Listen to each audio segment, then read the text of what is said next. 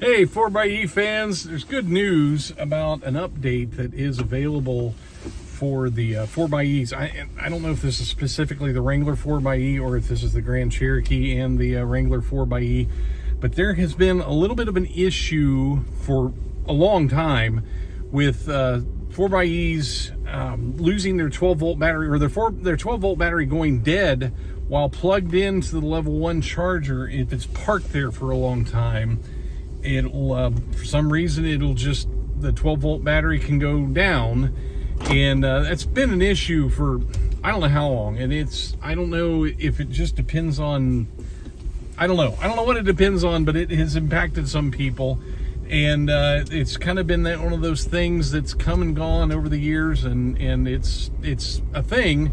But there is now actually an update for it. It's a TSB, it's not a recall. So this isn't something that Jeep will be contacting people and say, hey, you need to get this update. But if you're taking your Jeep in for service, you will want to ask about this particular TSB and just make sure you have it, especially if you use the level 1 charger a lot. And it's TSB 0800425. That's 0800425. That's the TSB you want, and it's just a software update that corrects something. I don't know what it does, but next time you have your Jeep in for service, you'll want to ask about that. Now, there are some other updates that I think the 4xe needs, and I'm hoping we can communicate this to Jeep, and Jeep will hear us, and Jeep will respond to this need. There is something odd with Form, the fuel oil refresh mode, that there seems to be variables across 4xe's, and I wish I had some explanation for it. I have long maintained that how you drive your vehicle can make a difference. If you leave it in hybrid mode all the time and you're causing a lot of short engine runs, or if you're just the way you drive it can lead to short engine runs that could then cause a little bit of oil dilution issue, then as soon as it gets cold, it can pop into Form, and some people will spend the entire winter in Form with their gas engine running the whole time. Now, if you get around 5 degrees Fahrenheit, negative 15 Celsius and lower, you're going to go into an electric mode temporarily unavailable anyway. But for a lot of people, I wish I had some understanding of what the variable is. If you're operating it in a very binary way and trying to avoid those short engine runs, and you still run into Form a lot during the winter, I wish I had an explanation for you. I wish I could explain that, but there are some people that run into Form all winter and some people that don't, and I think there's a variable there, and I think there's something that Jeep needs to pay attention to. Now, there is actually a class action lawsuit about that. I'm assuming there's probably several, but I know of at least one big one where somebody is suing Jeep. Now, will it result in anything beneficial for owners? I don't know, but you would have to be a part of that to benefit in any way.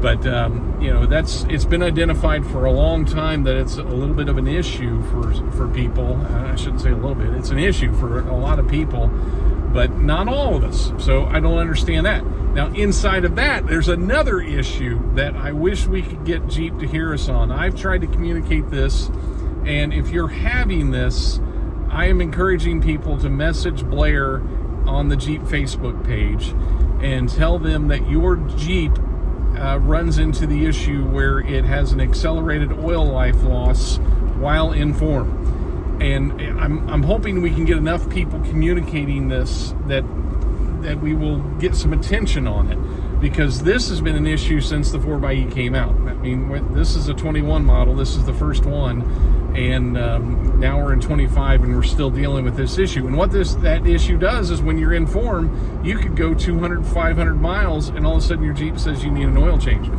And I've talked to people that have gone and gotten an oil change, and another 200 to 500 miles later, they're back down at zero again. The dealership will tell them just to reset the oil life, but I would advise not doing that unless you're communicating with the dealer and they are documenting it in your records that you did do an oil reset without an oil change under their advisement. So that is a software update that I think we really need. I think the 4xe could really benefit from that. And those that get stuck in form shouldn't have to be changing your oil. I mean, I just read somewhere, and I think it was on the 4xE Fans Facebook group, that somebody had done like 4 oil changes over the course of one winter. So, you know, that shouldn't be that way. And what it is, there is a PID. If you go in and read the codes with a JScan, there is a PID that goes true when you're in form. And it doesn't seem to be all Jeeps. That's the other weird thing about it. But when that PID goes true, it's like a heavy use PID. It's like imagine pulling a 3,000 pound trailer through the Rockies.